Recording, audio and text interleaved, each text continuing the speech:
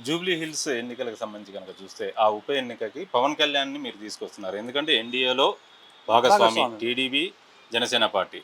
ఆయన వస్తారు అన్నట్టుగా బయట ఒక ప్రచారం జరుగుతుంది. అందులో వాస్తవం ఇది అంటే ఎంత? ఇప్పుడు మాది నేషనల్ పార్టీ కాబట్టి ఎన్డీఏ భాగస్వామి అంటే హ్మ్. ఢిల్లీలో పెద్దలు ఏంటంటే డిసైడ్ చేస్తారు అన్నమాట. హ్మ్. వాళ్ళు చేసినా వాళ్ళు మీకు మాట్లాడరు. తెలుస్తది కదా! ముఖ్య అధికార ప్రతినిధి కదా మీరు. తెలుస్తుంది, మాకు తెలుస్తుంది. హ్మ్. మేము కూడా ఏంటంటే రావాలని చెప్పి అనుకుంటున్నాం. హ్మ్. ఎందుకంటే పవన్ కళ్యాణ్ గారికి వస్తే ఇక్కడ ప్రభావం చాలా ఉంటుంది. చంద్రబాబు గారు వస్తే ఇంకా ప్రభావం ఉంటుంది. మేము రావాలనుకుంటున్నాం. అంటే రామచంద్రరావు గారు ఆల్రెడీ పవన్ కళ్యాణ్ గారితో మాట్లాడినారు. మాట్లాడారు. ఆయన కూడా సుముఖత వ్యక్తం మే- చేశారు. మేము ఈ 4 ఇది రోజుల్లో ఇంకా వస్తారన్నట్టుగా ఒక నాకున్న అథెంటిక్ ఇన్ఫర్మేషన్ ఇప్పుడు అది. ఇప్పుడు మీకెంత అథెంటిక్ ఇన్ఫర్మేషన్ ఉందో మాకు కూడా అంతే ఉన్నాను. హ్మ్. బట్ ఎన్డీఏ మా పార్టీ నిర్ణయిస్తుంది. పార్టీ హ్మ్. వాళ్ళు పెద్దలు మాట్లాడి ఎట్లా పోవాలి, ఎక్కడ పోవాలి, ఏం పోవాలి, అసలు రూట్ ఏంటిది, తర్వాత ఎట్లా పోవాలి అని చెప్పి in principle they have to agree అన్నట్టు.